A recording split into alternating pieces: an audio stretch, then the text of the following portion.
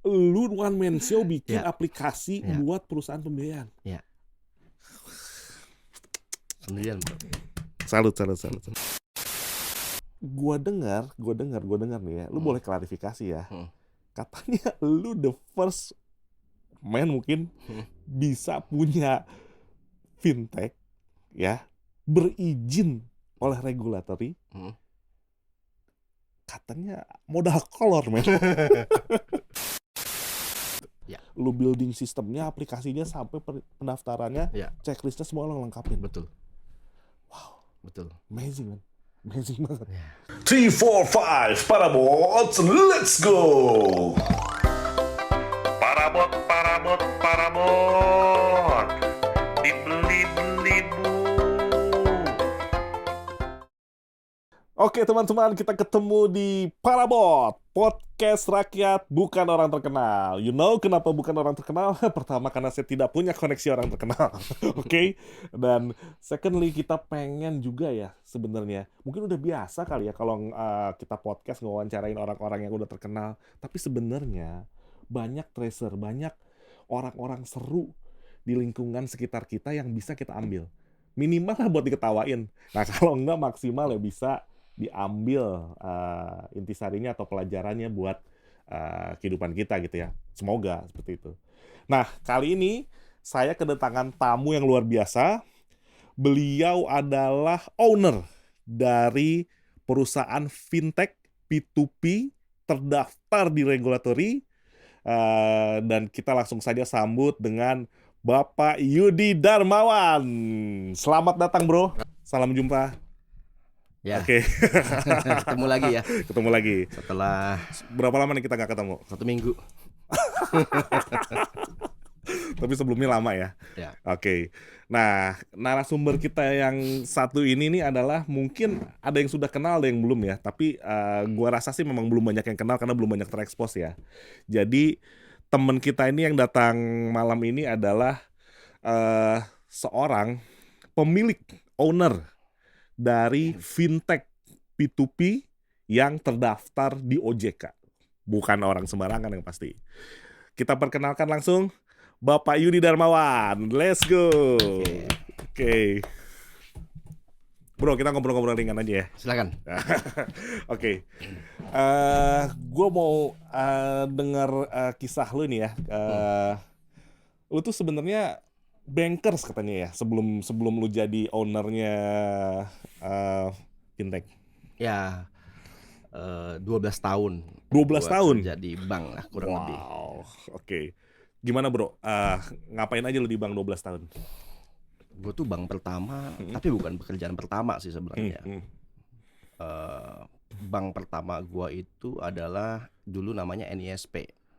Oke. Sekarang sudah berganti nama karena berganti pemilik ya. Sekarang menjadi OCBC. Oke. OCBC NSP. OCBC NSP Yes. di Indonesia seperti itu. Oke. Itu kira-kira tahun 2003. 2003. First career. Bukan first career, tapi pekerjaan pertama di bank. Oke, yes. Ya. Terus? Dulu tuh ada zamannya FLDP. Nah, zamannya FLDP karena kita ditahan, ijazahnya sebenarnya gue udah nggak tahan tuh. Ijazah lu ditahan nih? Ijazah gue ditahan. Oke. Karena kan harus pendidikannya selesai dulu kan, gitu. Dan minimal tuh 1 tahun baru bisa keluar. Kalau enggak, ijazah kita nggak bisa kembali atau kita harus mengganti uang kepada mereka. 1 tahun, kenapa nggak tahan? Karena memang kita tuh dipindah-pindah. Jadi dalam 1 tahun kurang lebih gue itu pindah 12 kali. Ya. Gila ya. Ya. Mulai dari gue pernah sampai kerja di Karawang, bro. Jauh dong dari rumah lu. Jauh banget. Waktu itu gue rumah di Tanjung Priuk masih. Tanjung Priuk Karawang. Tanjung Priuk Karawang. Gue harus naik bis itu 5 kali. 5 kali baru nyampe kantor. Baru nyampe kantor. Gitu ya. Gaji gue itu karena masih training ya, itu kurang lebih 700.000. 700.000. Jadi gue nombok terus. Tahun berapa itu? 2003. Kecil sih bro, tetap aja. Kecil. Karena gue makan juga kan. Makan gue kan sampai makan malam soalnya. Yes. Pulang rumah udah gelap soalnya begitu. Nggak nombok. Nggak nombok. Nah itu kira-kira 3 bulan pertama ya. bulan selanjutnya udah mulai dikasih gaji 1,2 Ya. 1,2 juta. Oh lumayan dong ya. 1,2 juta. Nah, gue mikir nih, kapan gue bisa kawin kalau kayak begini gitu kan? Gue lihat cicilan rumah aja kalau kita lihat waktu itu sekitar 600-700 ribu. Oke. Ya, nggak mungkin gue di approve sama bank kan? Nah, benar. Lebih dari setengahnya tuh. Lebih dari udah setengahnya habis. gitu ya. Oke. Akhirnya gue keluar. Pas setahun persis tuh, gue keluar. Gue keluar dimarahin sama bokap nyokap gue kan. Oke. Katanya orang dari kerja susah, lu belagu amat katanya. Terus gue bilang, ya habis gimana dong, bukannya buang rezeki ya, tapi bukan, mungkin gue pengen ambil S2 pada waktu itu, melanjutkan. Nah, gue lagi ngumpulin formulir dari S2, gue sekaligus apply ternyata pada waktu itu ke bank asing. Nah, bank asingnya yang gue tuju adalah HSBC. HSBC itu kurang lebih gua kerja total itu hampir 6 tahun. 6 tahun di HSBC. Ya, hampir 6 tahun di HSBC. Lumayan lama ya? Lumayan lama. Itu gua masuk tahun 2004 sebagai credit card analyst. Ya, di Consumer Credit Finance di Bank HSBC. Mimpi gue sempat tercapai karena sudah surprise gue punya keinginan gaji gitu kan. Gue lupa dengan cita-cita S2 gue. Gaji yang gue terima pada waktu itu ya, meskipun gue masih di level bawah clerical, itu 2,4 juta. Lumayan dong. Lumayan. Di atas rata-rata clerical tahun itu ya? Ya. Hampir 2 kali lipat ya dari gaji gue yang ada di NISP gitu. Gue kerja waktu itu. Nah ini ada yang lucu nih ya. Menurut gua sih kerja waktu di HSBC itu membentuk gua punya cita-cita. Gue sebelumnya nggak punya cita-cita maksudnya. Ngalir aja hidup. Gue itu kan ini flashback sedikit ya. Masuk ke Jakarta itu tahun 91. Gue sebelumnya tinggal di Kalimantan, di pedalaman bro. Ya. Lu tahu yang namanya TV itu cuman bisa ditonton dari jam 5 sampai jam 7, cuman 2 jam. Karena kita ngandelin genset. Masuk ke Jakarta TV lengkap. Shock culture buat gua. Iya kan? Gua masuk SMP gua main, SMA gua main ketagihan kan, sampai gua kuliah aja nilai gua itu udah hancur-hancuran banget deh. Gitu ya. Pokoknya jarang pulang ke rumah pada waktu itu karena benar-benar pengen menikmatin kehidupan anak-anak muda pada waktu itu di Jakarta. Jadi hopeless gitu kan kalau kita melihat PTN banyak orangnya, belum lagi lowongan pekerjaan berjubel gitu kan. Nah, gua yang main-main kerjanya begini kan bakalan kalah saing gitu ya. Nah, kata gua masuk HSBC, lingkungan gua itu ternyata gua dikelilingin banyak orang-orang yang hebat. Ya, dan sebagai peers pada waktu itu, kebetulan standar mereka HSBC itu tinggi, ya, untuk penerimaan pegawai.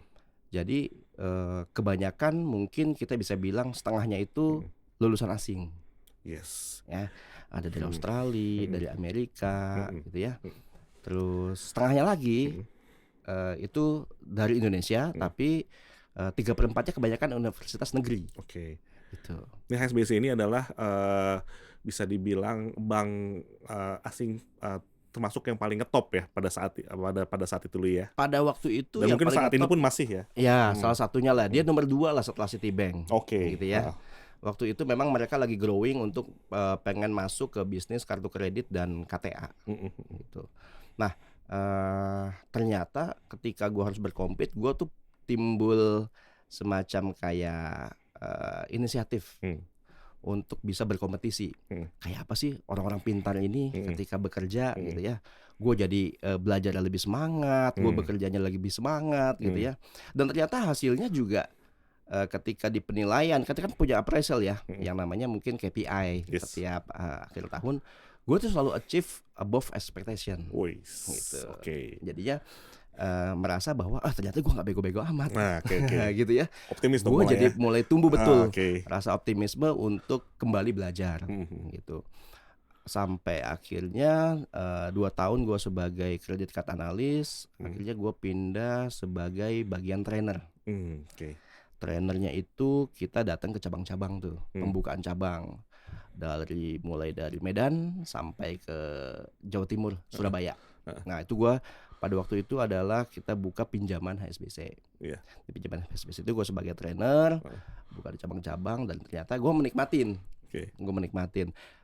Tapi di tahun 2007 atau 2008 bisnis KTA itu ternyata bukan hanya HSBC, itu juga dialami oleh Citibank. Mereka punya Citi Finansial, terus Danamon punya Dana Simpan Pinjam, itu kolaps. Ya, itu mereka rata-rata semuanya tuh bisnis yang tersebut kolaps.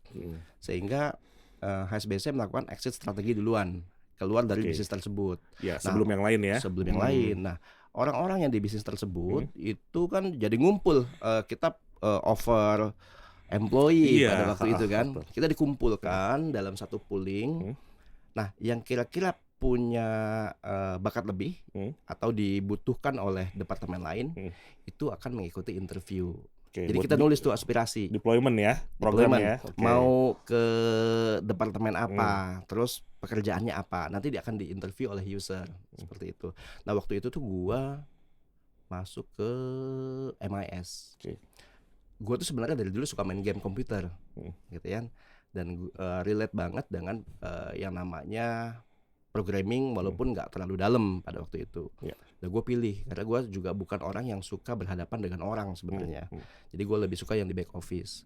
Nah gue di komputer itu waktu itu gue ingat banget di interview dia memang mencarinya orang yang sudah jadi dong. Ngapain orang yang cuma pengen coba-coba. Ternyata dia tanya sama gue, dia cuma nanya begini, kalau lu masuk ke sini, lu bisa kontribusi apa? Gitu. Kalau lu harus belajar, butuh waktu berapa lama? Gua agak bluffing sih pada waktu itu jawabnya. Lu bluffing nih, agak sombong. Bukan sombong, kepepet. Kalau butuh ya, diterima gitu kan. Terus gue bilang katanya, gue cukup belajar 1 jam aja. 1 jam aja buat kerjaan-kerjaan. 1 jam aja buat kerjaan gitu kan.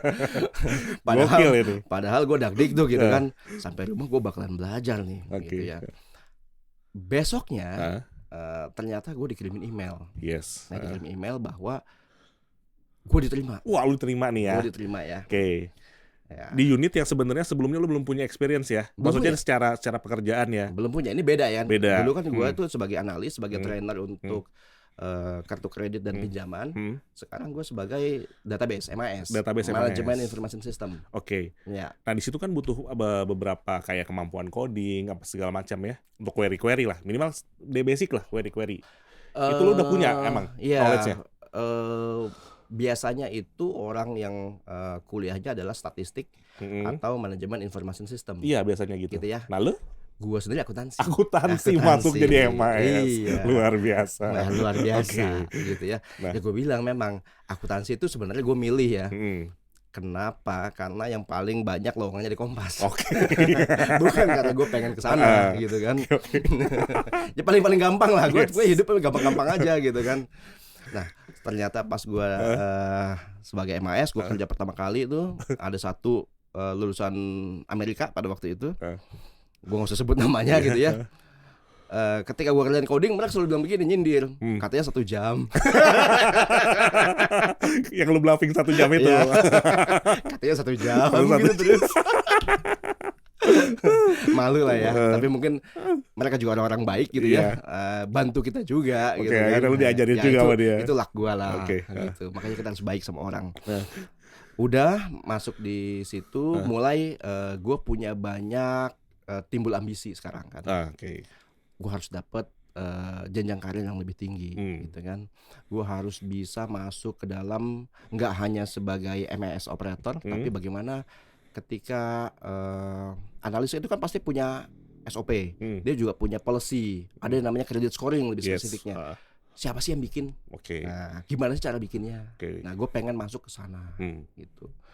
Akhirnya gue sempat menawarkan diri pada waktu itu untuk bisa masuk ke unit tersebut, salah satu unit tersebut, untuk bisa terlibat dalam pembuatan credit scoring. Ya.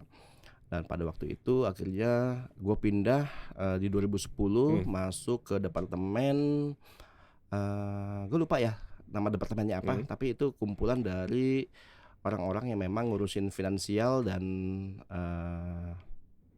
credit scoring. Oke. Mungkin banyak yang belum tahu ya teman-teman credit scoring ya. Credit scoring itu mungkin secara general itu adalah semacam kayak engine ya. Engine yang dipakai oleh perbankan dan itu berisi aturan-aturan main atau threshold yang menentukan pada akhirnya adalah customer itu bisa diterima nggak ngajuin kredit, benar gitu? Benar. Kurang lebih seperti itu ya? Ya. Oke. Nah, gue tuh kenal sama lu itu di 2006 ya. 2006-an ya? 2006 Oke, ya. Di 2006 itu lu waktu itu ada di cabang Depok. Benar nggak? Iya, betul. Cabang Depok ya. Di 2006 di cabang Depok, terus kita jarang komunikasi ya, karena lu masih di cabang, gua kan di pusat. Nah, komunikasinya kan pas intens baru di Masuk kita di apa itu? CCR ya. Kredit Consumer Risk departemennya ya. Ya, Masuk betul. ke CCR. Ketemu di situ kita. Tapi kita nggak satu unit. Gue di MAS, lu di mana? Pas di 2010 itu kan gue pindah ke lantai atas, ternyata lu juga, tapi lu bagian collection. Oh iya, ya? ngerti. Ingat. Kita satu lantai tapi tidak satu unit. Yes. Gitu. Lu pindah. Lu pindah tuh ke Citibank. Aduh. Tano. Hebat banget nih pindah ke Citibank karena orang-orang HSBC kita tahu sendiri itu selalu sebagai tolakan benchmark itu adalah Citibank. Dulunya ya, karena banyak pindahan dari Citibank. Dari Citibank pada waktu itu. Gue sempet pengen dong diajak gitu kan. Akhirnya gue bilang tuh ke lu, ada lowongan nggak di sana? Yes. Lu bilang, mana CV lu? Akhirnya gue kasih CV gue kan. Nah di 2010 September kalau gue nggak salah, akhirnya gue diterima dan pindah ke Citibank. Gitu ya. Di Citibank ternyata gue langsung berhadapan untuk ngedevelop sistem. Ini juga berbeda karena sebelumnya gue nggak pernah ngedevelop sistem kan. Di dalam HSBC sendiri kan gue sebagai MAS itu query SQL.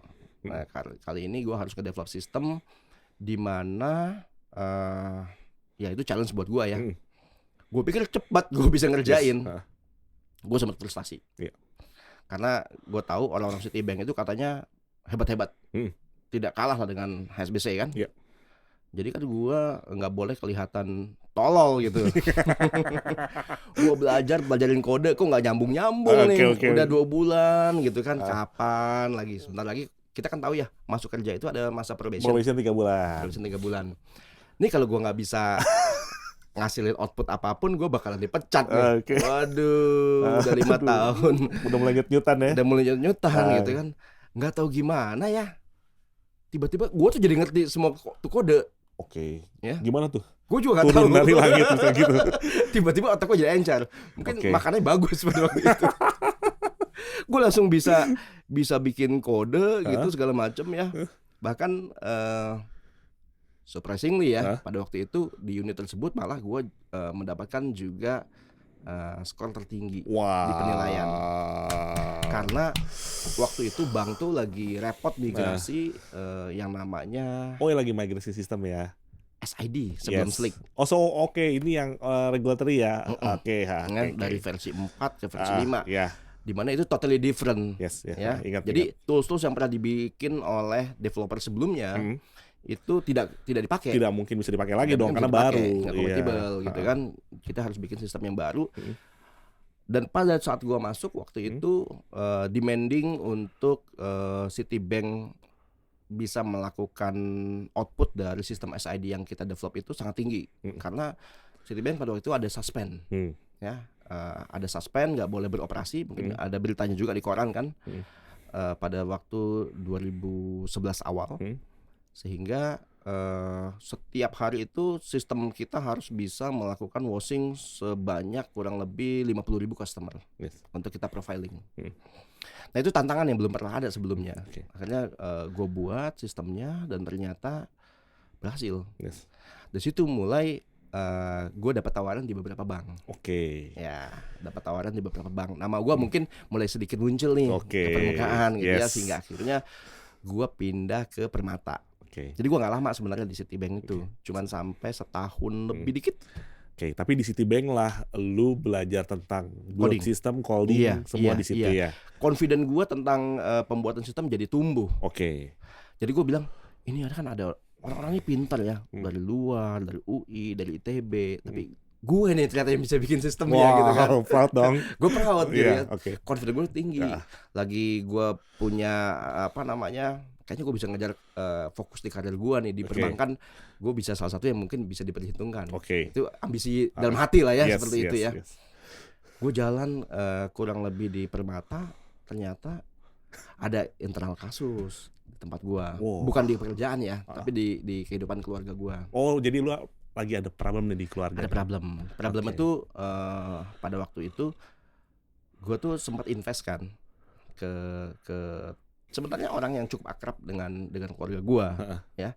Artinya bukan gue sama istri gue, teman istri gue lah lebih tepatnya, Iya. gitu ya. Dan itu nilainya pada waktu itu cukup besar. Investasi apa, Bro? Investasinya itu gue main di penjualan nikel. Nikel. Nikel. Wah. Ya, Jadi lu punya bisnis sampingan jual nikel. jual nikel, Oke. jual nikel. Kan itu gede banget tuh, Bro, modalnya. Ya pada waktu itu mungkin buat gue sebagai karyawan ya, 1,2 M deh. 1,2 M. Ya, 1,2 Berapa M. tahun gaji tuh, Bro? Makanya tuh gue jadi mikir, kapan gue bisa ngumpulin nih dengan gaji gue seperti Oke. ini. Kalau gue akumulasiin mungkin juga 5 tahun nggak dapat, gue bilang Oke. gitu kan. Jadi tuh duit kenapa? Ya mungkin salah urus kali sama dia ya. Dia terlalu banyak masuk ke dalam transaksi yang berisiko. Heeh. Dia juga katanya sih ditipu. Oke, jadi lu serahin pengelolaannya sama orang lain, bisnisnya. Kemudian dia kena tipu. Kena tipu. Nah, lu juga akhirnya kena juga ya dampaknya gitu ya. Iya dong. Oke. Gue udah pengen beli barang nih. Tadi gue udah mau ngincer ini gitu ya, barang X gitu. Mimpi gue jadi hilang tiba-tiba. Yes. Akhirnya gue sepakat sama istri gue, siapa nih yang mau keluar? Oh, bini lu juga kerja ya di kantor ya? Ya. Oke. Terus akhirnya gue lah sebagai laki-laki kan lebih pengen adventure gitu kan. Dia tuh cuma adventure. Ya, kapan lagi, waktu itu usia gue berapa ya, 2002 mungkin 32 tahun. 32 tahun waktu itu lu mikirin adventure. Ya. Oke. Kan gue lagi gini juga sih. Gue memang punya prediksi di usia 31, 32 gue pengen jadi manajer. Oke. Nah udah kesampaian Udah tuh. kesampaian. Naik lagi susah. Naik lagi susah. Mau Oke. jadi VP ini susah gitu kan. Adventure dulu lah gitu ya. Adventure dulu lah gitu ya. Oke. Ada kasus yang bisa gue jadi alasan gitu kan. Oke. Nah orang ini tuh gue cuma ngikutin dia kemana dia pergi nih. Bener nggak orang ini memang cuman kesalahan untuk ngambil keputusan bisnis. Gue kan takutnya kan dia juga nipu gitu Oke, kan. jadi sebenarnya lu tuh keluar itu mau coba nyelamatin duit lu gitu ya. Iya. Jadi dengan cara ya orang yang kerja bareng lu itu kerja sama lu Iya. mau ikutin tuh ya. Iya. Bener nggak nih uang bener hilang atau gimana? Mau track lah ya. Mm-mm. Oke, akhirnya gimana tuh uang? Akhirnya ternyata bener. Orang ini cukup sampai sekarang masih bisa gue percaya gitu ya. Dia memang terlalu menggampangin lah. Dia gampang percaya sama orang sebenarnya, Oke. sama partner bisnisnya. Dia juga ditipu gitu Oke. ya. Dan akhirnya sempat balik tuh sekitar 400 juta. Oh, sempat dari 1,2 itu jadi Ya, 400 dia balik ya. Tinggal 800. Tinggal 800 masih 800 gantung. pada waktu itu. Dan dari 800 juta itu agak susah nih kembali lagi. Karena gue tahu sih pada waktu itu dia juga masuk ke dalam transaksi yang berisiko kembali. Oke. Ya, gue sebenarnya udah larang dengan membuatkan satu SOP gitu ya. Bagaimana dalam menjalankan bisnis ini, tapi ternyata keputusan itu bukan hanya dia sih yang ngambil. Oke. Ada lagi salah satu bos lah, investor lah pada waktu itu, dia nggak mau mempergunakan SOP tersebut. Yes. Dan ternyata memang ya memang rugi bisnis tersebut. Oke. Ruginya itu karena memang ditipu juga sama pihak lain. Jadi gan lah itu uang 800 ya. Bisa dibilang Dia ya. sih masih komitmen hingga sekarang. Oke. Cuman ya udahlah ya. Lo udah oke lah, Udah paham lama realitasnya ya. banget gitu ya. Oke. Akhirnya setelah 2 tahun gua kerja di tempat nikel, ternyata ada aturan dari pemerintah tentang larangan ekspor barang mentah Oke. gitu. Jadi kita harus punya smelter di mana biaya untuk membangun smelter itu mahal sekali. Wah, oke. Ya. akhirnya gue balik lagi nih ke rumah. Balik lagi setelah ke rumah. berpetualang 2 tahun. Oke. Nah gue di situ ada satu keputusan yang harus gue ambil. Kan CV gue di perbankan ini udah cukup agak lumayan panjang nih. Betul. Gitu ya. Berapa 12 tahun ya? 12 tahun. 12 tahun, oke. Sampai jadi manajer ya. Ya, gue punya kisah segala macem dan sebagainya. Kalau harus dibuang, kayaknya itu membuang apa ya? Sayang lah. Itu harta yang meskipun nggak terlihat ya, intangible lah ya. Betul. Itu sayang. Tapi di satu sisi, gue belum puas untuk mencoba sesuatu. Ada gengsi juga sih. Balik lagi. Gagal lu gitu kan. Sehingga di 2014 waktu itu gue mikir apa ya yang passion gue. Passion gue ternyata gue punya skill di pembuatan aplikasi kan. Aplikasi kan. Sehingga gue lu coba nih ya bikin ya. Gue mencoba, tapi pada waktu itu kan gue hanya sebatas untuk pembuatan kayak aplikasi-aplikasi yang terbatas, bukan yang skalanya itu masif ya, dengan konsumernya orang luar, pengguna publik itu bukan. Nah, gue dituntut untuk bisa melakukan hal tersebut, artinya gue harus belajar. Di mana gue bukan nggak punya background di IT, tapi gue lebih ke arah akuntansi secara pendidikan gue. Gue stresnya adalah gue juga orang yang nggak terlalu ngegampangin duit sebenarnya. Jadi bagaimana gue bisa menjalankan usaha tapi nggak terlalu membutuhkan banyak modal. Usaha gue pada waktu itu gue pilih yang namanya Raja Makan. Lu bikin aplikasi pertama lu namanya Raja Makan. Dulu mungkin bentuknya masih sebatas web, belum mobile ya. Oh, web base ya. Web base aplikasi Raja Makan. Nah, ternyata biaya IT itu mahal, hire pegawai IT itu mahal, bro. Buat nge-develop nih aplikasi. Gue sempat buka lowongan dan ternyata permintaan dari mereka itu cukup tinggi. Akhirnya mau nggak mau gue yang turun langsung. Gue develop sendiri pada waktu itu. Dan gue lihat yang lain-lain kok canggih-canggih aplikasinya. Sedangkan gue ini kok berat, lama. Gue sempat menggunakan kayak template gitu kan. Dan ternyata nggak menyelesaikan gue punya solusi. Dan gue ternyata, wah ini ilmu memang nggak bisa kita dapatkan dalam sekejap gitu ya. Yang namanya kira-kira menurut kita bisa, ternyata di luar sana juga banyak orang hebat. Mau nggak mau, karena duit terbatas, gue sebagai kepala keluarga nggak menghasilkan uang, tapi malah mengeluarkan uang. Wah, gue nggak kuat tuh mental gue. Akhirnya gue belajar jadinya. Gue belajar IT, bro. Belajar IT lebih dalam lagi. Anggap aja ini S2 lah. Gue nggak bisa nabung tuh, anggap aja uang itu dialokasikan untuk ambil kuliah S2. Tapi ini sorry nih bro ya, pada saat itu lu jobless bro. Jobless dong. Jobless ya. 2 tahun dari nikah lu balik ke rumah ini jobless. Jobless bro. Gue tidur tuh jam 3 pagi. Ya, bangun tuh jam 6 pagi. Jadi gue cuma 3 jam. Ya, 3 jam gue pakai kaos kutang. Waktu itu gue ngontrak rumah. Ngontrak rumah itu gue gak di rumah yang sekarang, tapi supaya terlihat lebih fokus, gue akhirnya nyewa rumah tuh. Oh, lu biar bisa fokus belajar di situ. Biar ngembangin. Istri gue gak enak liat gue setiap hari. Gue ambil rumah murah gitu ya. Genek banget ya ngeliat laki nganggur ya. Laki nggak ngasilin kan. Ya udah, sampai gue bilang, ini kapan gue dapat duit nih, belajar mulu gue bilang gitu kan. Belajar mulu segala macam. Terus akhirnya gue pikir gue tuh gini. Fokus gue pada waktu itu memang bukan uang sih, tapi lebih ke arah bagaimana orang bisa di mata gue gitu ya, menikmati karya aplikasi gue.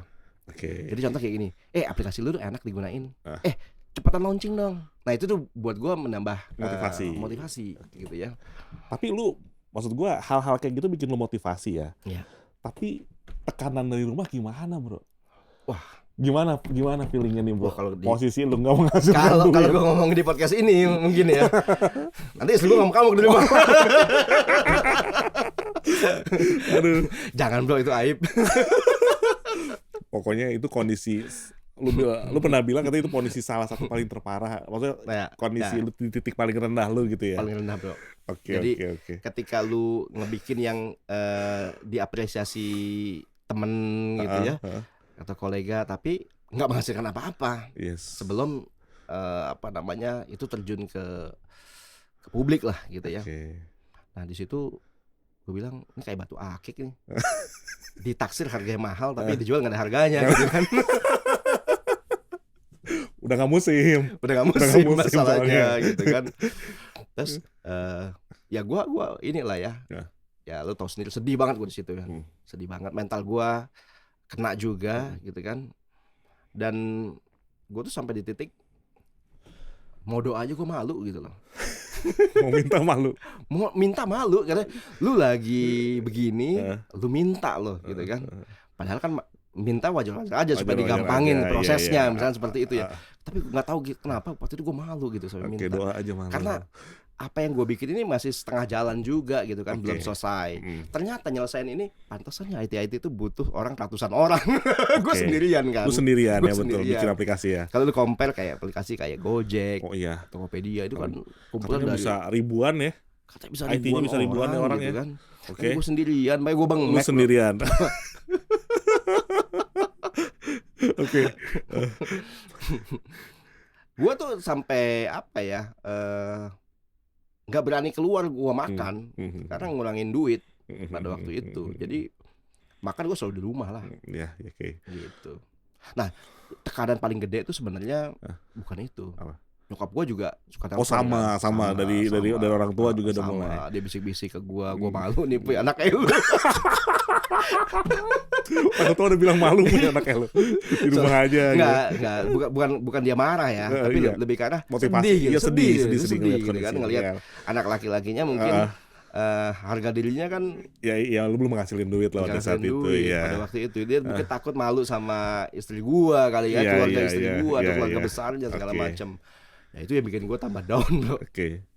Nah, tapi lu tetap lanjut nih bikin aplikasi ini ya. Lanjut dan itu running kok, aplikasi itu running. Sempat launching gak sih? Sempat launching dan gua mendapatkan Oke. sekitar 300 merchant. Wow. Iya. 300 merchant join aplikasi Raja Makan pada Raja saat Makan itu. pada saat itu. Dan Raja Makan pada waktu itu langsung ke peringkat 3 besar. 3 besar Tiga besar. aplikasi makan. Mungkin Ya. Kalau Dulu tuh mau- yang pertama apa? Foodpanda. yes. Ya, itu Lazada punya grup Foodpanda ya. Foodpanda ya. Nah, mungkin ini nostalgia juga ya Iya. zaman dulu ya Iya. teman-teman mungkin ada banyak-banyak startup di di tanah air yang bisnisnya itu terkait dengan makanan ya. Ya. Termasuk salah satunya itu adalah jasa antar makanan gitu ya. Jasa antar makanan. Nah, itu dulu yang famous itu Foodpanda ya. Foodpanda. Nah, pada saat famous Foodpanda di situ ada Raja Makan juga ternyata bikinan lu ya. Iya, Oke. iya, betul.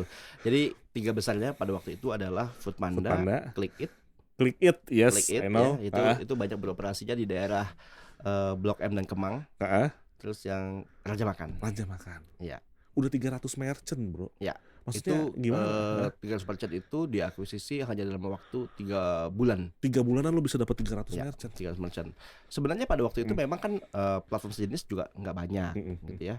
Dan memang mereka juga menginginkan satu experience baru buat para customernya untuk merich nggak hanya experience-nya itu makan di tempat, tapi bagaimana ketika makan di rumah gitu ya. Yes. Raja Makan pada waktu itu gue kasih cas ya masing-masing merchant itu 5-7%. 5-7%. Oke. Tapi dengan syarat tidak boleh menambah di harga makanan. Oke. Gitu. Ya jadi nggak boleh markup dong. Nggak boleh Ya, markup. percuma dong ya supaya buat konsumen. experience-nya sama buat konsumen. Yes, Ya. betul. Itu yang pertama. Yang kedua kan mereka juga nggak ada biaya cuci piring, Ya, betul. Nah, Namanya bungkus lah ya. melayani di Oke. meja kan nggak ada gitu kan, namanya bungkus gitu kan. Betul. Ya udah, akhirnya mulailah jagoan gedenya tuh datang. Oke, GoFood. I know. GoFood. Pada saat gua menawarkan ke merchant, mereka bilang begini, Pak, ada aplikasi baru, tapi saya lupa namanya. Gitu. Mereka kasih 0%. Wah. Gitu. 0%. Tapi mereka juga nggak pengen exit, kata mereka. Nggak apa-apa sih Pak, kita punya 2 partner, dia bilang gitu kan. Kita nggak akan tutup walaupun Bapak ngecas 5-7%. Oh terima kasih Pak, saya bilang gitu. Gue ulangin ya, saat raksasa teknologi ini masuk ke industri, dia tarifnya 0%. 0% dan kalau gua nggak salah ya pada waktu itu mereka juga memberikan insentif kepada drivernya sebesar 15% dari harga makanan. 0% buat si merchant yang punya resto, Heeh. plus 15% subsidi buat si pengantarnya Iya, dari harga makanan. iya. Karena mungkin pada waktu itu wallet belum setren sekarang, jadi makanan itu masih ditanggung pakai uangnya driver Oke. yang ngebeliin. Banyak banget duitnya itu orang. Banyak banget. Banyak banget gitu ya. Dan sebenarnya yang menjadi pukulan terbesar itu adalah ini ya, kecepatan mereka dalam melakukan pengantaran itu memang the best sih. Oke, mereka unggul di situ ya. Mereka unggul di situ. Karena kan mereka itu kan tersebar di mana-mana. Oh ya, drivernya banyak lah. Sedangkan gua tuh gua sewain beberapa titik-titik untuk driver gua itu menunggu orderan. Driver lo itu dibayar gaji? Iya. Apa sama juga mitra? Enggak, gaji. Gaji ditambah Insentif. Iya. Nah, itulah kecepatan lu untuk nambah orang susah ya. Nah, gini ceritanya itu. Bukan, tapi kecepatan dalam melakukan pengantaran. Kecepatan ngantar barangnya, oke. Gua tuh nganter barang rata-rata 30 sampai 45 menit. 30 sampai 45 menit. Ya, sedangkan GoFood ya, itu kecepatan antarnya itu 15 sampai 20 menit. Ya, itu karena tadi drivers lu nggak banyak gitu kan. Driver gua tuh terfokus kepada satu titik tertentu, sedangkan mereka tuh nyebar. Iya, betul. Nah, yang paling painnya gini, ketika orderan itu dipesan, driver gua kan berangkat dari titik tertentu. Yes. Sedangkan pada saat sampai ke mall, mereka tuh harus ke parkiran dulu. Betul. Nah, sedangkan driver Gojek, driver GoFood itu tuh nggak perlu masuk ke parkiran, tapi titip kepada para driver motornya. Oh, teman-temannya. Ya, jadi mereka tuh bisa langsung stop di depannya mall. Yes. Nah, itu kecepatan yang kita susah untuk kalahkan. Jumlahnya lebih banyak dan mereka juga punya pertemanan juga kan gitu ya. Jadi bisa motong banyak waktu ya. Iya, dan order mereka kan juga setiap hari bertumbuhnya cepat sekali gitu kan. Eksponensial. Nah, gue sendiri kan harus ngerekrutnya, interview segala macam. Sempat akhirnya gue gimana ya cara ngalahin mereka? Oh, gue bikin ini deh, aplikasi untuk driver. Gue bilang gitu kan. Lu sempet Gue bikin tuh aplikasi buat driver. Iya, gue bikinin juga. Nah, pas gue tawarin kepada driver, ternyata mereka bilang kalau aplikasi Gojek ini juga ngedetek aplikasi sejenis. Oh, nggak boleh double. Ya, kalau ketahuan mereka kena sanksi. Jadi mereka lebih memilih yang besar. Jadi gue nggak ada pilihan. Apa yang mau gue pilih nih? Oke. Ya itulah yang membuat gue. Ya udah, akhirnya gue menyerah dulu untuk sementara. Oke. Gitu. Jadi saat itu emang lu menyerah karena saingan lu sangat raksasa. Sangat gitu ya. raksasa. Gue susah untuk cari orang pada waktu itu. Sedih dong, men. Udah bikin berapa lama launching terus shutdown. Iya, sedih sih, pasti sedih lah ya.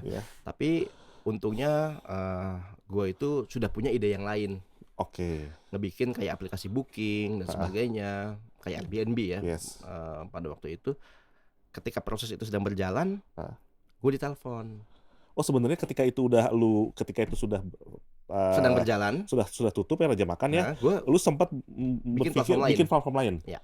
Di bidang kayak semacam kayak booking gitu ya. Booking. Kayak tiket hotel gitu. Ya, betul. Seperti itu. Seperti itu. Nah, in the middle process lu lagi bikin. Gue lagi bikin, temen gue nelpon. Oh, temen lu ada temen nelpon dari Citibank.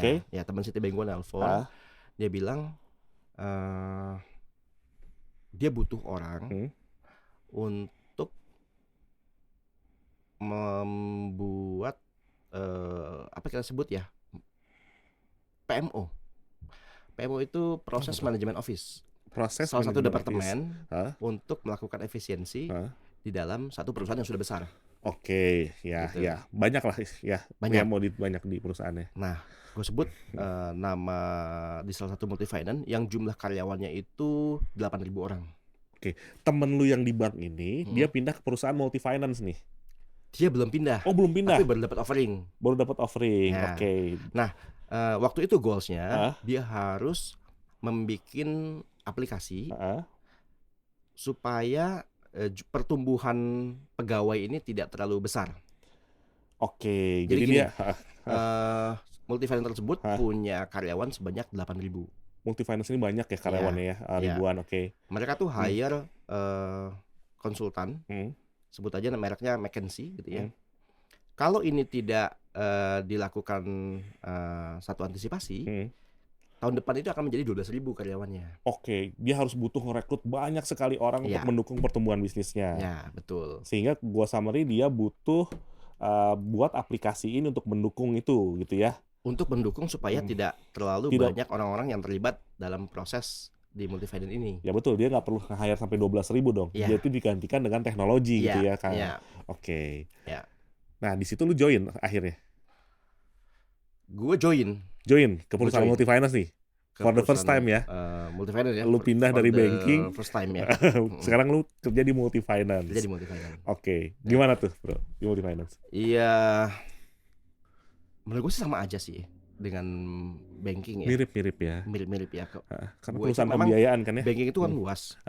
Gue memang spesifik itu ada di consumer finance. Nah, itu memang sangat relate dengan pembiayaan yang ada di multi finance juga. Gitu. Cuma bedanya multi finance itu lebih produknya kebanyakan collateral base dengan agunan ya. Dengan jaminan. Kalau banking tanpa jaminan untuk yang KTA dan kartu kredit. Oke. Itu aja bedanya. Nah, pada waktu itu gua di interview ya dengan beberapa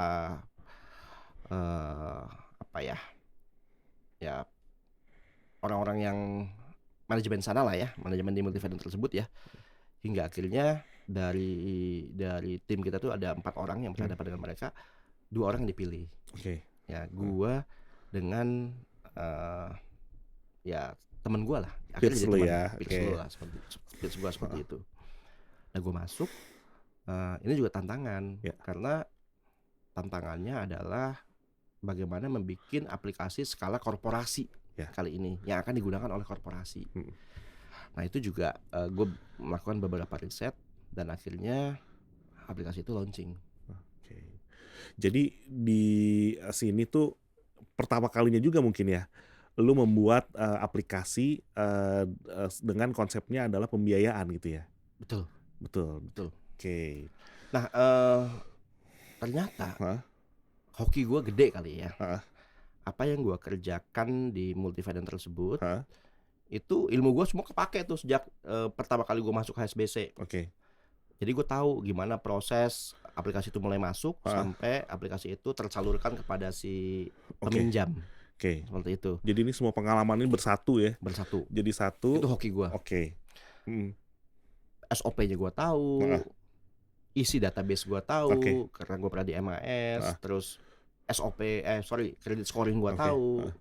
Itu semua gue akumulasi. Berarti dalam bentuk aplikasi. bisa gue bilang ini aplikasi ini udah lumayan powerful dong ya. Semua experience lu ada di dalam sini nih. Udah, waktu itu happy lah. Karena pertama kali aplikasi itu launching langsung kita untung langsung. Oke. Langsung profit. Jarang loh main aplikasi langsung profit. Langsung profit. Di tahun pertama. Di tahun pertama langsung profit. Oke. Di tahun pertama langsung profit dan mulailah orang yang masuk ke departemen tersebut semakin banyak. Oke, tapi ketika lu ngebuat ini aplikasi di sebuah perusahaan multi finance yang besar ini, berapa orang yang waktu itu terlibat pada saat pembuatan? Bikin aplikasi ini? Gua doang, bro. Sendiri lu doang? Sendirian. Lu one man show bikin aplikasi buat perusahaan pembiayaan? Iya. Sendirian, bro. Salut.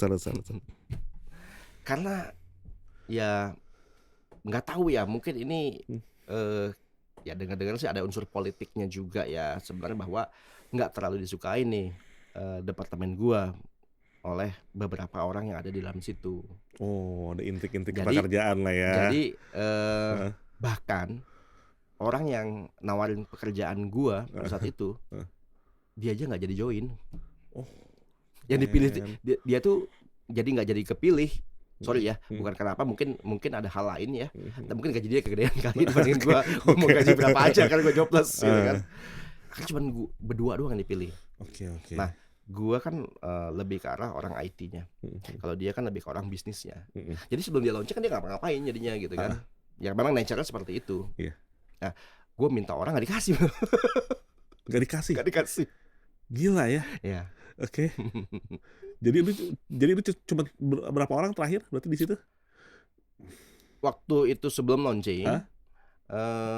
peresmian itu cuma 3 orang. 3 orang, Ya. 2 plus 1 nih ya baru ya. Ya. 1 orang terakhir itu untuk orang sales, baru joinnya itu 2 minggu sebelum produk ini launching. Oke. Gitu. Yes. Nah, akhirnya lu bertahan berapa lama di situ? Nah, ternyata ada satu unit, kita sebut aja unit digital gitu ya. Di merger ke PMO gua nih. Oke. Gitu ya. Di merger ke PMO gua. Dan ternyata mereka kan sudah organisasi cukup lengkap. Banyak gua lah kan ya. cuma bertiga tadi kan.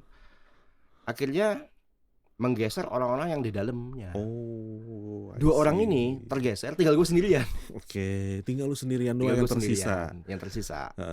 Gitu ya. Akhirnya gue ngelihat keadaannya juga mungkin udah gak kondusif lah ya. Cara kerjanya buat gue nggak pas aja gitu. Sehingga gue pada waktu itu propose sesuatu kepada gue punya CEO. Oke, lu mempropose nih. Mempropose sesuatu. Gue punya konsep, gue punya ide. Dengan gitu ide-ide kan. lu. Dengan ide gue. Dan gue bilang bahwa gue tuh pengen bikin produk yang diinginkan oleh CEO gue. Gue tahu kan, gue kan sering meeting sama mereka juga. Lu tahu dia mau apa. Gua dan tahu mau lu apa. bilang lu bisa bikin Dan itu. gue bisa dengan bikin proposal. itu. Lu bawa proposal. Benar. Yeah. Benar. Ternyata. Dan ternyata tidak disetujui oleh direktur yang lain.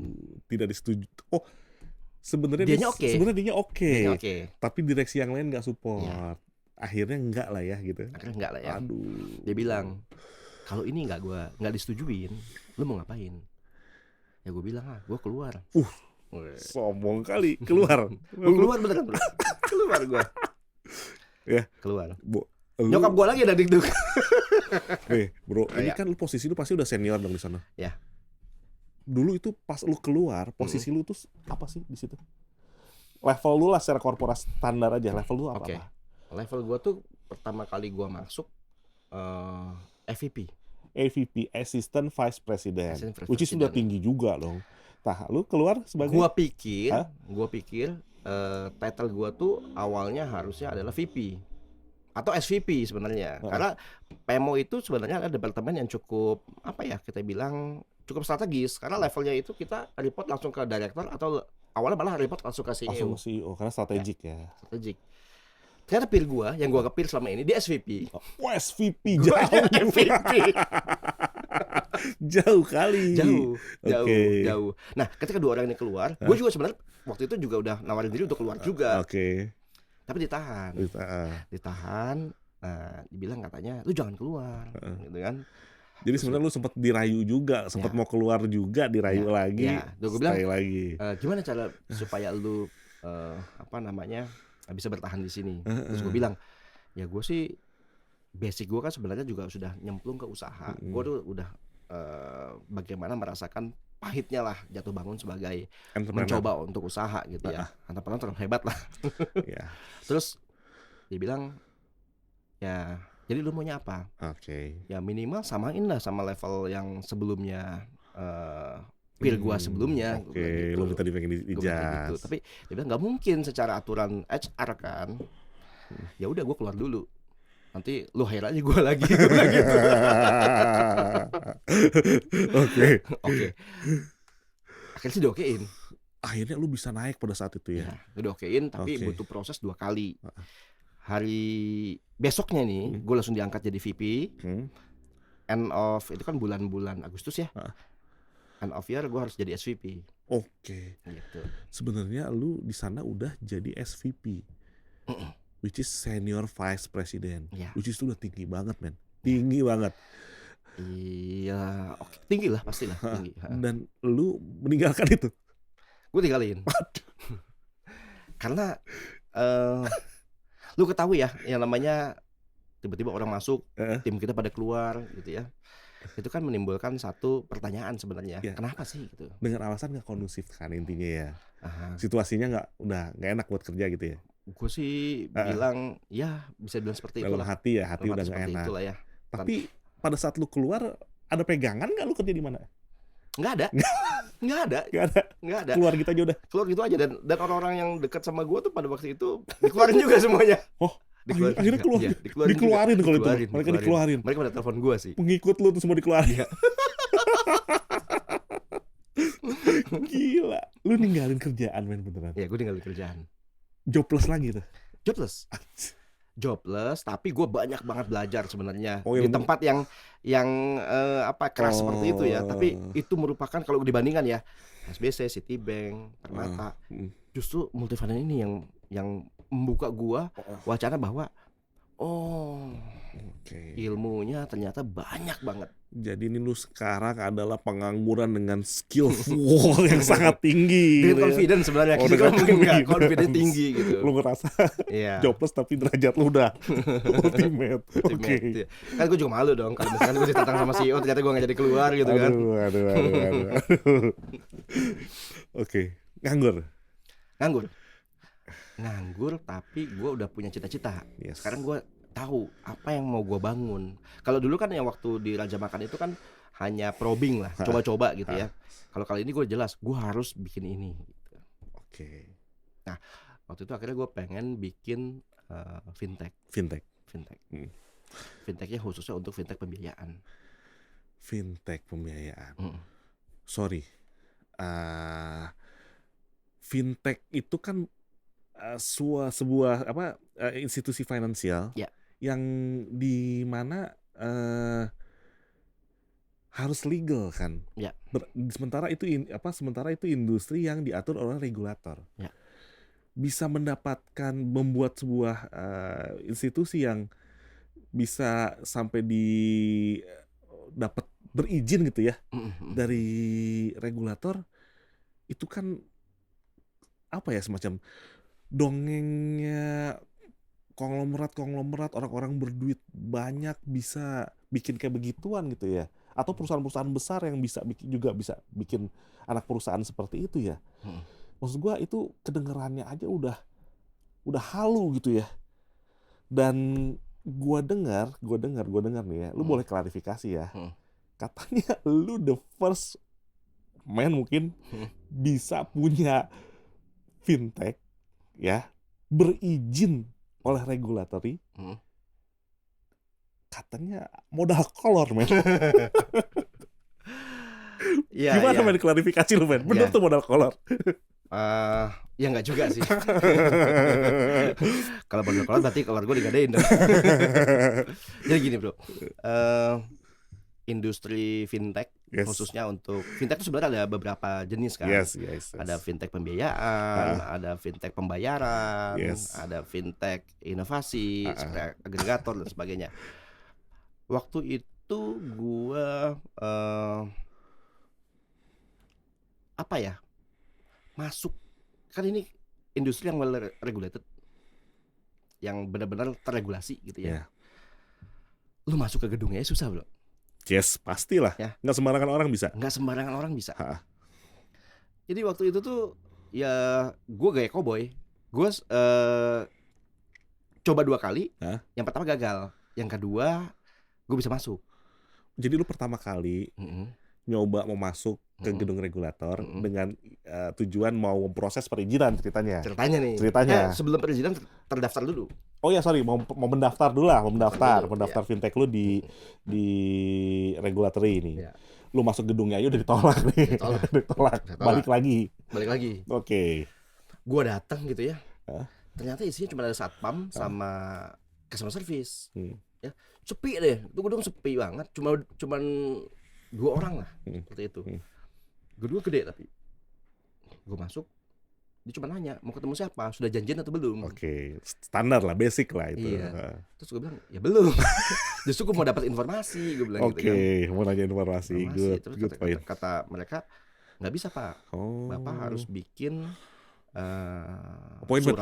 surat untuk minta apa namanya ya, surat untuk minta ketemu lah, minta kunjungan lah atau apalah gitu. Oh jadi sebelum ketemu, sebelum dapat informasi itu, lu harus bikin surat dulu, permohonan.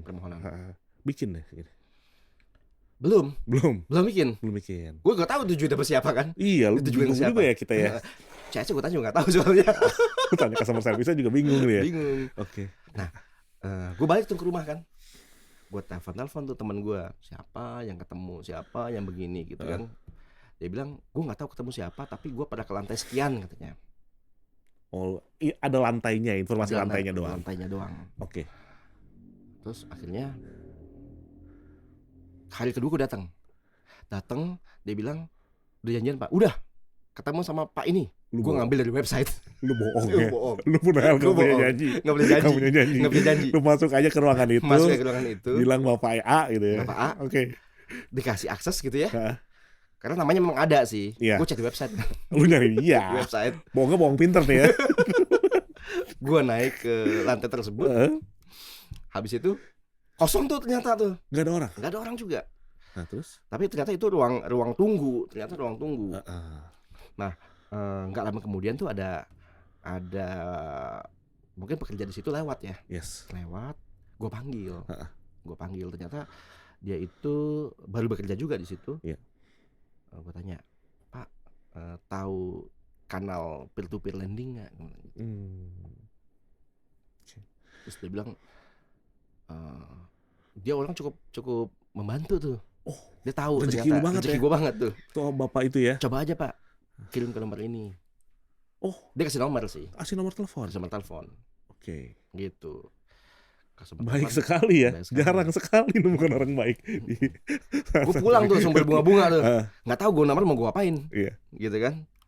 Nomor gue apain gitu kan. Lalu gue pulang ke rumah, gue liatin itu nomor. Gue mau WhatsApp apa ya ke dia. Gitu kan. Terus akhirnya gue pedein tuh website WhatsApp kalau gue minta formulir untuk pendaftaran. Yes. Bahwa gue mempunyai fintech yang sudah berjalan sebenarnya. Gue udah melakukan itu sebanyak kurang lebih 6 bulan. Oke, lu sudah trial lah. Sudah trial lah. Sudah trial 6 Trial. bulan. Ternyata sudah isi form. Setelah gue isi, besoknya website gue langsung ditutup bro. Website ditutup. Iya. Karena belum terdaftar. Karena belum terdaftar. Oke. Karena apa?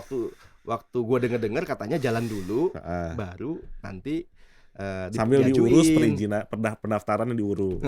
Jadi malah tutup. Belum apa udah ditutup. Tutup. Oke. Ya waktu itu gue kerjanya ada 4 orang di bawah gue ya. Gue mempekerjakan 4 orang tuh. Sorry, lu bikin develop fintech itu cuman meng-hire 4 orang. 4 orang pada saat itu di awal. 1 orang penagihan, Collection, 2 orang collection, 2 orang collection, 1 lagi customer service. customer service. Iya. Satu lagi? Kan 4. 2 sama orang lu? collection. Sama lu. Ya, sama gua enggak hitung. 5 Oh, sama gitu. gua. Oh, 5 sama lu. Gua Oke. IT-nya kan. Sorry tadi. 2 orang collection, 2 orang collection, 1 orang analis, analis, 1 sama orang customer service. Oke, 4 bener. Gitu. Itu adalah prosesor semua ya? Ya. Itu masih nggak ada hubungannya tuh sama aplikasi dan pendaftaran, masih nggak ada hubungannya tuh? Enggak ada. Enggak ada. Oke. Kan mahal soalnya. Iya, terus? Ya udah, akhirnya pada waktu itu gue bingung, Pak. Gue cuma ngechat, gue hapus. Mungkin dia ngeliatnya online typing, tapi gue nggak typing. Gue bingung mau jawab apa gue. Dia cuma bilang ya salah lah. Ya udah, gue terima lah. Gue bilang, gue cuma bisa, Pak minta maaf lah. Gitu ya. Minta maaf. Tolonglah, kita kan warga negara yang ingin punya satu bisnis, gitu ya. Kita mencoba untuk mendaftarkan diri, berusaha terbuka. Untuk membangun ya fintech peer-to-peer ini. Akhirnya dikasih tuh nomor telepon lain. Nomor telepon lain di mana saya bilang saya sudah mendapatkan dari bapak itu ya. Nomor telepon saudari dari bapak ini. Dikasihlah formulir. Dapat akhirnya formulir pendaftaran. Oke. Dan pusing ternyata isinya. Banyak banget yang diminta. Banyak banget. Oke. Banyak banget. Itu ada 40 checklist lah ya. 40 checklist. Di mana satu checklistnya juga nggak main-main. Oke. Isinya kan ada rencana bisnis, banyak SOP, banget ya. gitu. Banyak banget. Ya syukurnya banyak. Berarti kan memang mereka nggak gampang gitu nggak ya. gampang. Oke. Mereka sudah benar-benar menjaga industri ini kan. Iya, betul. Seperti itu. Oke.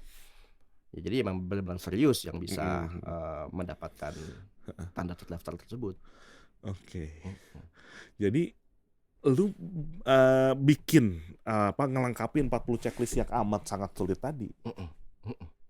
Sama siapa? Bantu. Lu sendiri. Ya 4 orang tadi. 4 orang tadi kan nggak punya expertise bro di perizinan. Ya yang penting Lu yang mereka penting nungguin gua kalau malam-malam. Gue pulang jam 1 malam jadinya dari kantor gue di Kuningan ya pada waktu itu. Intinya all by myself, dari lu sendiri tuh bikinin 40 itu satu persatu sampai jadi checklistnya. Ya. Lu ngelakukan semuanya sendirian men. Ya. Lu building sistemnya, aplikasinya sampai pendaftarannya, Ya. checklistnya semua lu lengkapin. Betul. Wow, Betul. amazing man, amazing banget. Ya. Gokil bahkan bukan menurut gua. Ya kan ada proses ya. Untungnya dibantu juga sudah ada pertanyaannya kan sudah jelas. Asal kita memang pernah punya pengalaman dalam mengerjakan hal tersebut, sebenarnya itu juga ya mengalir aja sih gitu. Jadi banyak expertise lu ya yang bakal yang lu gunain buat bikin mengurusin pendaftaran sampai aplikasi ini ya. Ya untungnya tuh waktu gua di multi finance tersebut, gue tuh banyak meeting dengan berbagai macam departemen gitu. Jadi ya lu nggak kosong-kosong amat lah ya. Iya, misalkan kayak dalam seminggu nih ya. Senin gue meeting sama legal. Selasa sama orang finance. Rabunya sama orang IT. 4 sama orang bisnis. 5 sama third party. Itu terus muter-muter. Ngelotok lah ya lama-lama ya. Nah, itu membantu gue banget. Oke. Jadi mungkin kalau waktu gue dulu di bank yang sebelumnya, itu kan gue hanya fokus terhadap prosesnya saja. Tapi kalau ini kan gue bisa ngelihat dari scope yang high levelnya gitu. Itu membantu banget. Membantu banget. Nah, akhirnya dari pendaftaran itu lu lengkapin semua. Prosesnya panjang dong bro. Prosesnya panjang. Sampai gue bilang tuh 2 kali sama gue punya karyawan, kayaknya sulit nih, gue bilang gitu. Gue sempat ngomong kayak gitu. Udah hampir putus asa. Karena susah ya emang ya. Duit gue makin tipis bro.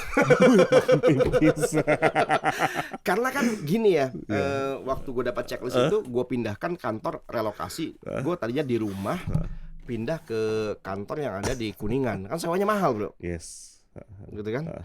Dan ternyata di checklist tersebut pun ada minimum require bentuk gedung.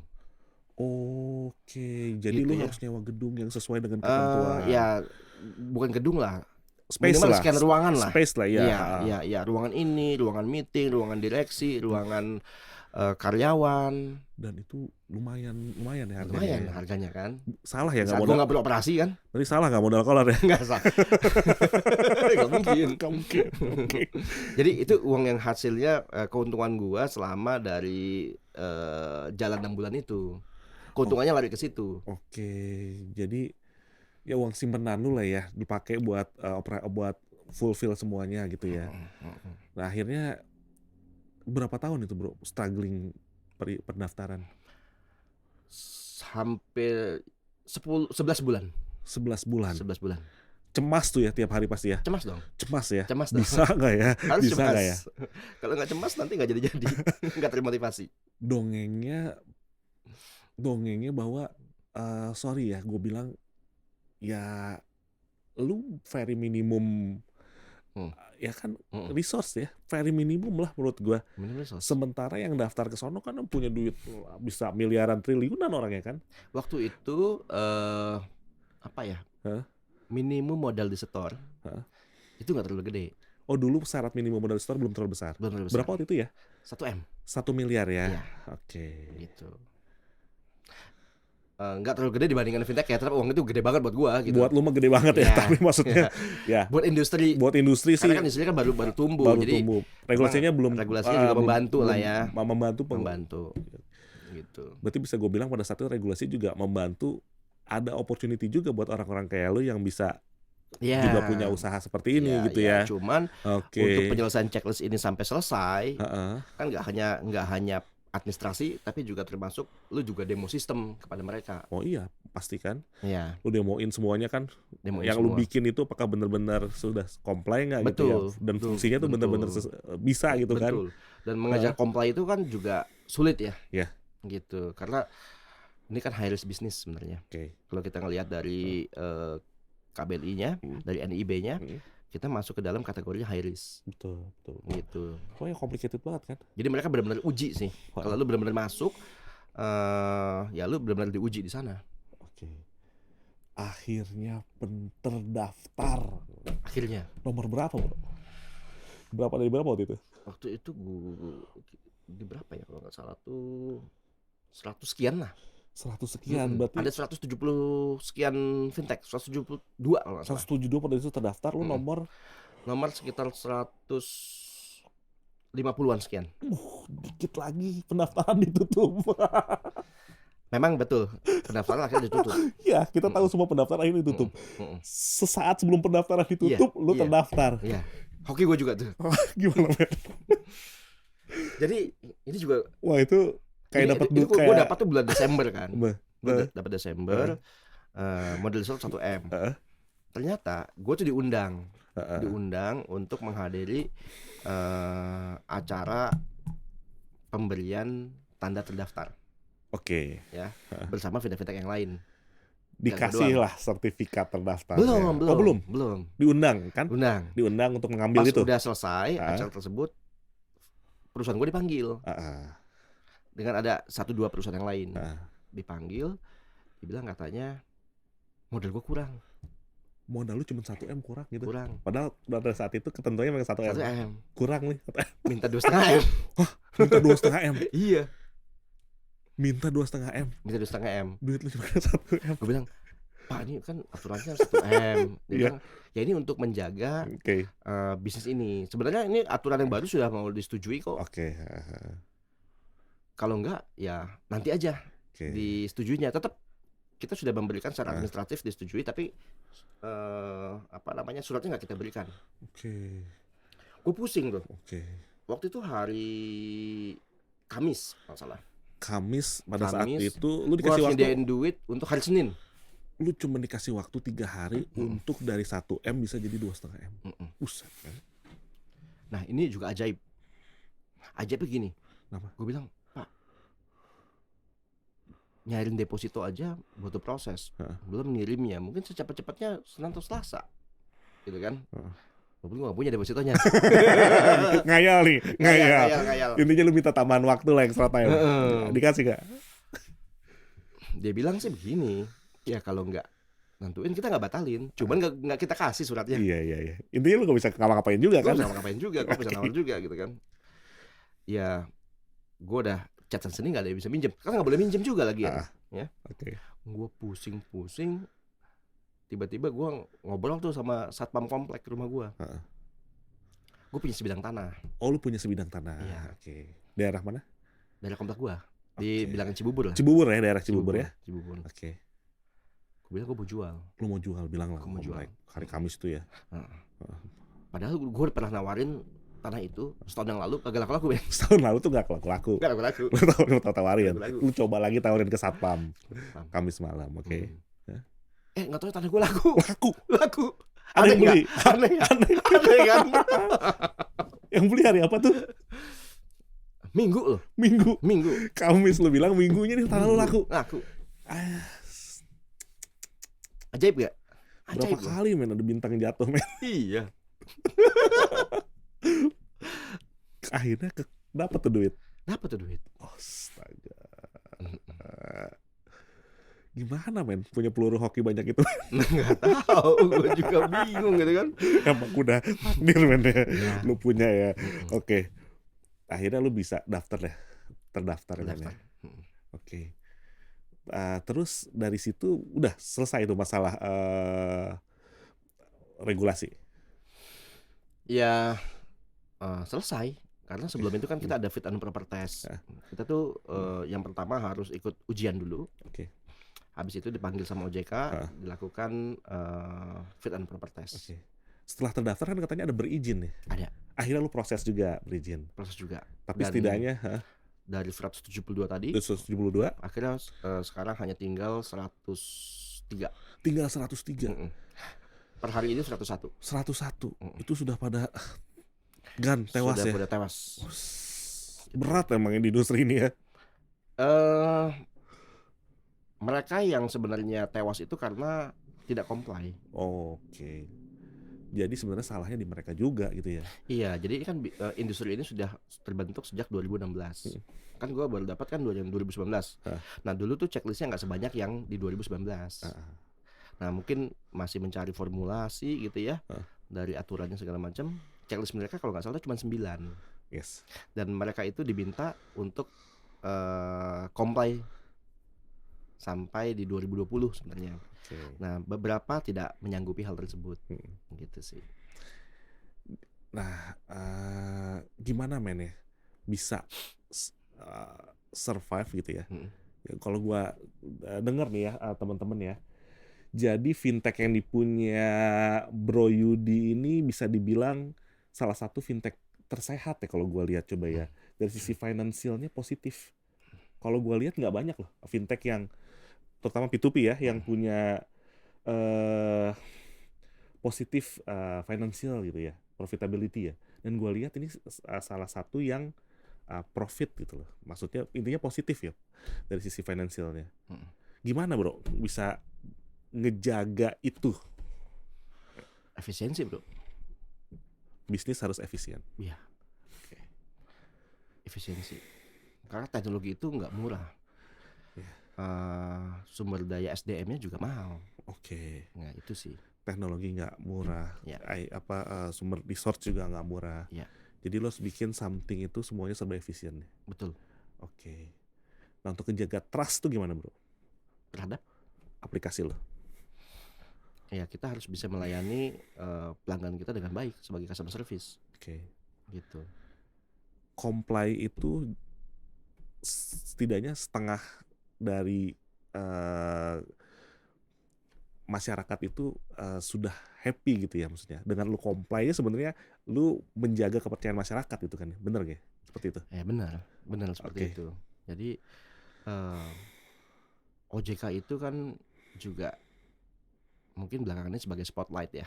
Banyak yang namanya pinjol-pinjol ilegal ya. Di samping yang legal. Jadi mereka sendiri juga bisa dibilang ya kerja mereka pasti berat. Ya. Karena dari pemerintah maupun dari masyarakat banyak tuntutan kepada mereka gitu ya. Sehingga mau nggak mau mereka akan memperketat regulasi. Gitu. Nah, mereka juga mungkin termasuk departemen atau kita bilang apa ya? Kalau OJK itu apa disebutnya? Regulator ya. Regulator di mana mendapatkan ISO anti bribery 37001.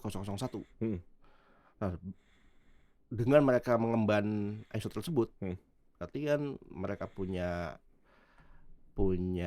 citra itu harus ditunjukkan secara baik. Jadi kita nggak bisa yang namanya banyak kolusi gitu kan. Ya kita lah yang benar-benar harus comply terhadap regulasi. Dan comply itu ternyata kadang-kadang bertabrakan juga dengan arah bisnis. Tapi tetap lah ya compliant first come first ya. Ya, kalau seperti itu. Tapi ya itu juga cost-nya juga cukup tinggi di situ. Nah nih terakhir nih bro ya. Ini mungkin sharing aja nih ya. Mungkin gua rasa di sini banyak yang penasaran atau banyak yang butuh lah. Ya bro ya. Di luar apa yang udah kita bicarain tadi ya. Apa nih tips atau trik bikin startup dan itu bisa survive gitu. Apa sih kuncinya? Sebenarnya startup dengan usaha yang lain sama-sama aja ya. Sama aja general lah. In general ya. Yang pertama ya lu butuh pendidikan penting lah ya. Pendidikan dulu lah. Yang pertama. Pendidikan, dari situ juga lu diharapkan punya knowledge. Biasanya mungkin kita bisa dapatkan itu kalau dari gua pribadi ya. Dari tempat kita bekerja. Yes. Kita bisa aja jadi employee dulu ya. Betul. Buat jadi entrepreneur. Betul. Karena kita banyak belajar hal-hal yang apa ya? Mungkin kalau buat orang pribadi terlalu luas untuk dicoba satu-satu kan. SOP-nya kan lengkap. Kebetulan gue di bank gitu kan. Serba semuanya adalah banyak aturan. Nah itu yang sebenarnya juga membantu gue untuk cepat-cepat bisa comply di bisnis gue gitu kan. Nah yang ketiga adalah motivasi. Oke. Motivasinya adalah lu ngebikin satu produk, pasti kita punya produk ya, apakah itu barang atau itu jasa, dimana kalau buat gua pribadi, ketika orang menggunakan produk atau jasa kita, gimana sih reaksinya mereka? Itu yang gua ngebayangin. Yes. Jadi yang gue pengen ketika menerima, wih enak nih, contoh kalau makanannya yang gue makannya enak banget, kenapa nggak lu jual? Nah itu motivasi tuh. Yes. Buat gue sendiri akan merangsang gue punya apa ya yang namanya senengnya lah gitu ya. Yes. Happy-nya gue jadi timbul di situ. Nah aplikasi enak dipakai, lancar nih dibanding yang lain, ada fitur ini. Yes. Nah itu yang menurut gue sebagai satu goals, satu tujuan. Ya. Ketika lu sudah punya hal tersebut, gue rasa sih berarti lu punya market. Ya. Walaupun mungkin nggak besar gitu ya, tergantung dari masing-masing. Setidaknya ada orang suka, berarti lu punya market. Yes. Dan itu akan lu punya keyakinan, oh saatnya gua mulai turunkan ini ke publik seperti itu. Oke. Dan mungkin selain itu ya, satu lagi ya mungkin. Kalau gua lihat ya tadi di serunya ya, bahwa kesuksesan itu bisa datang dari keberuntungan. Pasti Tapi keberuntungan itu akan sia-sia saat ya. lu nggak siap, bener nggak? Betul banget. Keberuntungan itu datang pas lu juga siap, bener nggak? Betul banget. Oke, so teman-teman semua, menurut gue itu banyak banget daging yang bisa kita dapat dari podcast kita kali ini dengan narasumber yang luar biasa. Ya, sekali lagi pendidikan, motivasi, knowledge, dan juga keberuntungan saat Anda siap. Ya. So, semoga podcast kali ini bermanfaat. Sampai jumpa di sesi berikutnya dengan tamu yang lebih seru lagi. 345 Parabot. Thank you. Salam. 345 Parabots, let's go!